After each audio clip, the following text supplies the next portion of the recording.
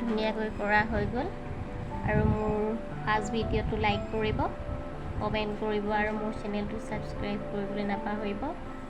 আৰু লগতে থকা বেল আইকনটো ক্লিক কৰি দিব যাতে মই নতুন ভিডিঅ' আপলোড কৰিলে ন'টিফিকেশ্যনবোৰ আপোনালোকে পাই থাকে।